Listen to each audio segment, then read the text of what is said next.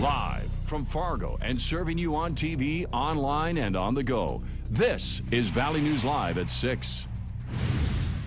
The U.S. Forest Service says what could be the largest Minnesota fire in decades has burned nearly 5,000 acres so far. Good evening, everyone. Thanks for joining us tonight. This is a fire that has been burning for 2 days now, and it continues in the Beltrami State Forest. Now, here's where the firefight is going, about 14 miles southwest of Warroad, Minnesota, in the Bemis Hills area. Now, tonight we can report that it's mostly under control. People are still encouraged to stay out of the forest. So far, no injuries have been reported. This fire has been fueled by continued dry conditions and high winds. Many people living in the area were told to evacuate as a precaution. And now, with more than 100 firefighters still battling, there's still concern with the wind. Within the fire perimeter today, we have similar winds from a different direction today, and so we're reinforcing fire lines that have been put in mostly on that very first night with bulldozers through much of this perimeter. Blackhawk helicopters are being used to dump up to 2,000 gallons at a time on any hot spots.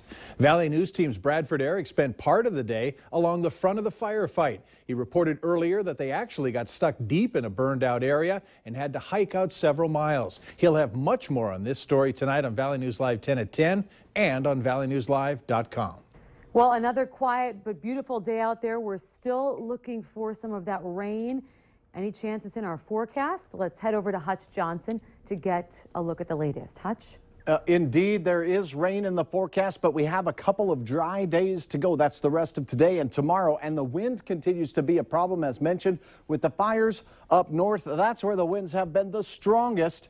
Up north, gusting over 30 miles per hour. Here in Fargo-Moorhead, we have much quieter winds. Fire weather warning continues along and north of basically Highway 2 until 8 o'clock tonight. That fire danger will be a problem all the way through our Saturday as well, but the moisture you see in Nebraska is heading our way, and it will get here by Saturday night. So get out, fertilize the lawn, and enjoy your Saturday.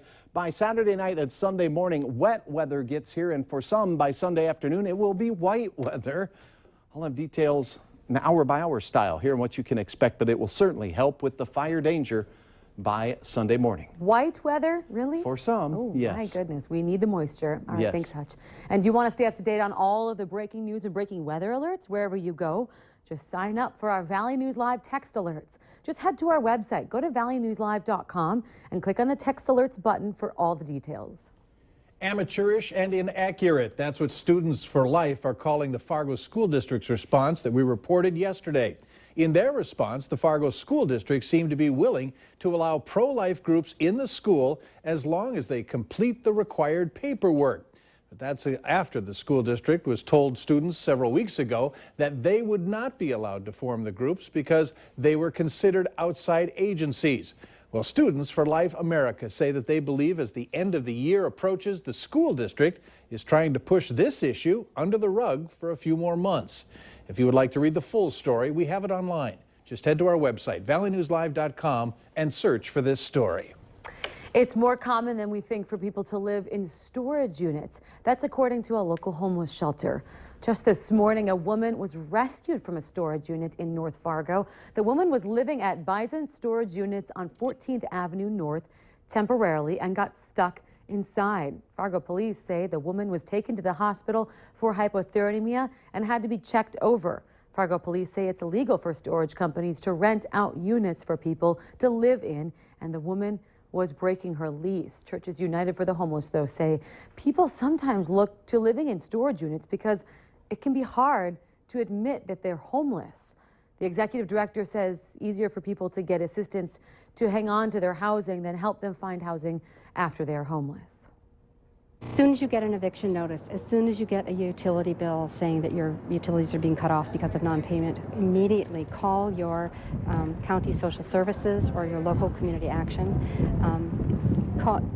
Maybe the Salvation Army would help you, but all of those places, if you call them soon enough, sometimes have some money to be able to help you hang on to your housing. Moorhead and West Fargo also have ordinances against living in storage units. A woman is in jail tonight for neglect of a child after being stopped for driving under the influence this morning in Cass County. Shortly after 5 a.m., Cass County deputies pulled over an intoxicated woman driving southbound on I-29. Now, during the investigation, deputies found an infant in the vehicle was not properly restrained. Melissa Jordahl of Thompson, North Dakota was arrested for driving under the influence while being accompanied by a minor, driving with a suspended license, and abuse of or neglect of a child. The infant was turned over to Cass County Social Services. A Minnesota man is charged with murder after an altercation between two fishermen in the St. Croix River led to a fatal stabbing. Prosecutors levied the charges against 19-year-old Levi Aker-Kendall of Cambridge today, 3 days after the death of a popular youth wrestling coach and father of 5. Aker-Kendall turned himself into authorities yesterday, accompanied by his attorney. It's Friday, time to take a look at this week's Valley's Most Wanted. Police say Tyler Brady, the man you see on the screen, wanted for marijuana delivery near his school. That's a felony. Brady has set up a court date for Friday, but that's Friday, May 1st, but the warrant says active until that appearance. And if you need help uncovering fraud or corruption in your community, call our whistleblower hotline. We'll do our best to get to the bottom of it. 701-237-6576. Call that number and leave your tip. A member of our investigative team will get on the case and go to work to expose the truth. North Dakota Democrats are upset over a Republican proposal to permanently cut the oil extraction tax by 30%. Now, this is a tax that gives money to the state, and it gets it from the oil companies for the amount of oil pumped out of the land. The impact of this proposal means the state gets less money, but House Majority Leader Al Carlson says the plan is a massive tax increase on the oil industry. And Republicans say based on a January legislative forecast, the flat tax rate would increase revenues to $3.52 billion for the 2015-2017 biennium.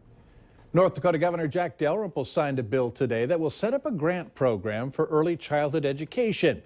Now, under the new law, $3 million will be set aside in state grants to certify pre-kindergarten programs that serve low-income children.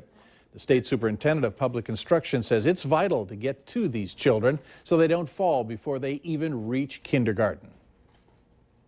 They hear such fewer words spoken to them, and they hear fewer academic words, and they're presented with much less opportunity than their peers that maybe come from a more stable or a wealthier family. And so to eliminate that gap before it even happens, so they never get behind in school, I believe it's critically important.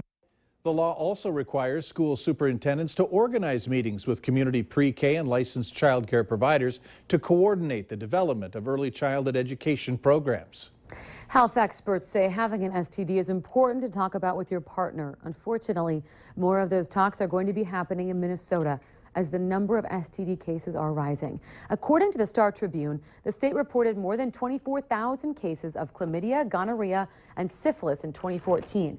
That's another record-breaking year. The Star Tribune reports that health officials say the best way to slow the spread of infection is faster notification. Later on Valley News Live at 6, what it takes to be the fittest woman in North Dakota. Another day with mid-70s and wind that wasn't too bad across the valley. It does look like we have one more day of dry, warm, and windy weather before that all changes. Details are next.